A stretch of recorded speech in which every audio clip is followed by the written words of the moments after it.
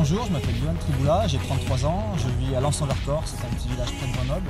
Ça fait maintenant 8 ans que je pratique le street trial et c'est vrai que c'est mon métier depuis 8 ans. Voilà.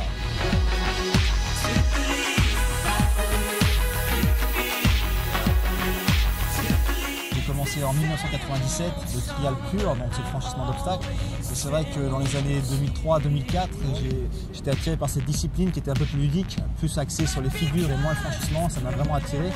Et le côté visuel de ce sport permettait d'en faire quelque chose d'intéressant en spectacle, en show.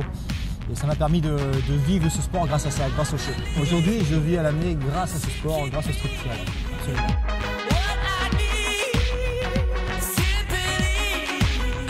Alors les pratiquants, le nombre est en train de monter, c'est croissant. On a un Anglais qu'on connaît très bien, un Écossais qui s'appelle Danny McCaskill et qui a fait des vidéos de street trial qui ont été vues des millions de fois. C'est les vidéos les plus vues au niveau du sport sur YouTube, donc ça nous a fait beaucoup de bien au sport. Et c'est vrai que bon là, ça se développe, on le voit sur la vente des vélos. Et ce qui est intéressant dans ce sport, c'est le côté spectacle visuel. On peut faire des choses très spectaculaires dans des endroits assez confinés et on peut l'adapter en show et là il y a vraiment du business à faire. Là ça fonctionne bien. Au Mans ? Oui, j'ai fait les 24 heures du Mans moto, il y avait beaucoup de monde et c'est vrai qu'on a remporté un gros succès. Ça a très bien marché, d'ailleurs on devrait y retourner au mois de septembre cette année. J'ai un frère qui s'appelle Thomas, qui a 22 ans, il a 2 ans de moins que moi. Et hélas, il est blessé, ça fait 2 ans qu'il se blesse pas mal. Donc il n'a pas de chance, il s'est fait les ligaments, il s'est fait la cheville, là il vient de se luxer l'épaule, il va se faire opérer. Alors, ce sport c'est assez engagé, il y a des grosses contraintes physiques. Et c'est vrai que ça demande de la préparation. Et d'avoir une vraie préparation en amont, ça aide. Donc, pour ma part, je ne me suis jamais blessé pour l'instant.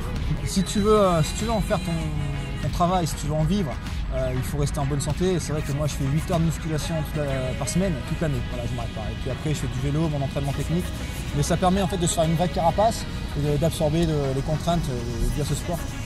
Accepter, on va dire que ça dépend où. Je voyage beaucoup, c'est vrai que j'ai été en Asie, j'ai été un peu dans les Caraïbes, j'ai été un peu au Canada. En France, quand on est dans la rue, c'est vrai que notre terrain de jeu c'est la rue, hein, c'est ça, on n'a pas vraiment de parc. On a des fois des problèmes avec des gens qui ne comprennent pas vraiment ce qu'on fait, ils ont l'impression qu'on dégrade le mobilier urbain. C'est aléatoire, mais des fois c'est difficile en effet. En fait ça passe mieux, je dirais oui et non, parce que c'est un sport très jeune, donc on n'a pas encore assez de recul là-dessus. On va voir ce que ça va donner.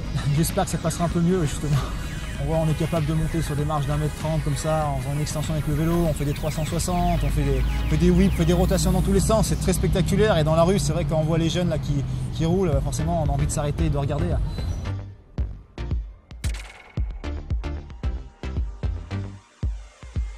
Alors c'est vrai qu'on a fait quelques apparitions TV, on a participé à l'émission sur M6 La France a un incroyable talent il y a 2 ans.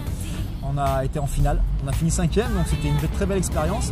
Grâce à ça, on en a fait d'autres. On a fait un reportage sur Egal M6 avec Mapesgui. On a fait une incroyable expérience sur France 3. On a fait des reportages sur France 2. Il y en a un qui va sortir d'ailleurs au printemps, là, dans la rubrique sport de Grégoire Tournon, sur le street trial, 6 minutes le samedi. Donc on va en reparler. Et ça permet de faire voir un peu ce qu'on fait et je pense que ça aide au développement. C'est des belles vitrines, c'est des coups de pouce, bien sûr. Il y a une semaine, on était dans la station de Pras-sur-Arly, on a fait un show sur la neige.